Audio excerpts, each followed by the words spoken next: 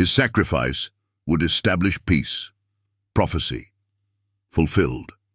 The world is filled with wars, chaos, and brokenness, but long before any government sought peace treaties or negotiations, a promise was made. Peace would come, not through diplomacy or force, but through sacrifice. Isaiah 53:5 prophesies, "But he was wounded for our transgressions, he was bruised for our iniquities. The chastisement of our peace was upon him, and with his stripes we are healed." How could this prophecy, written hundreds of years before Jesus, perfectly describe the mission of the Messiah? And how does Colossians 1:20 confirm that Jesus Christ alone fulfilled this? This is the story of how true peace, peace with God, was purchased at the highest cost. Centuries before Jesus walked the earth, the prophet Isaiah wrote about a suffering servant, one who would be despised, rejected, and wounded. But this suffering was not without purpose. Isaiah foretold that through his sacrifice, peace would be established between God and humanity. Throughout history, sacrifices had been made in the temple to cover sins, but they were temporary. Year after year, the people of Israel brought offerings to the priests, lambs, bulls, and doves, to atone for their transgressions. Yet none of these sacrifices could bring lasting peace. The blood of animals could not cleanse the heart. Then, at the appointed time, Jesus Christ entered the world. His mission was clear: to reconcile mankind with God. He did not come as a conqueror, wielding swords and armies. Instead, he came as a servant, bringing healing, truth, and love. But the world did not recognize him. On the night before his crucifixion, Jesus spoke to his disciples, saying, "Peace I leave with you. My peace I give to you. Not as the world gives do I give to you." John 14:27. His words pointed to a deeper reality. Peace was coming, but it would come at a price.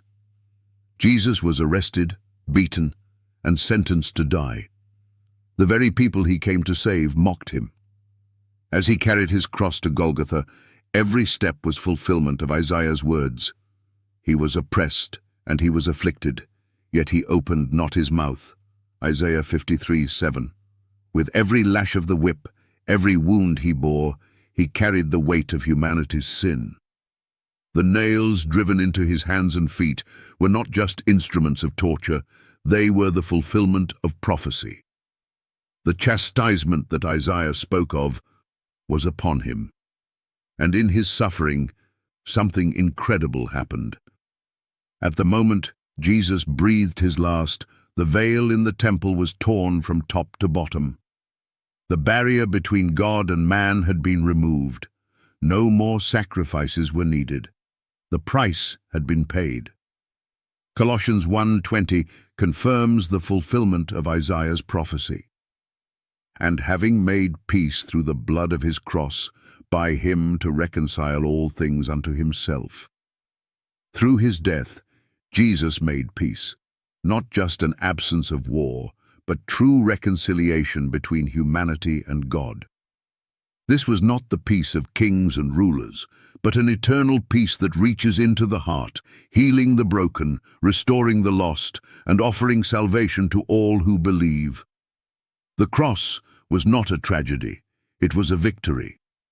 Jesus fulfilled Isaiah's prophecy by establishing peace not through violence, but through sacrifice. His blood was the price, and his resurrection sealed the promise. But here's the challenge to skeptics. How could Isaiah, writing centuries before Jesus, describe in perfect detail the very sacrifice that would reconcile humanity with God? How does one explain the precision of this prophecy, fulfilled so completely in Jesus Christ?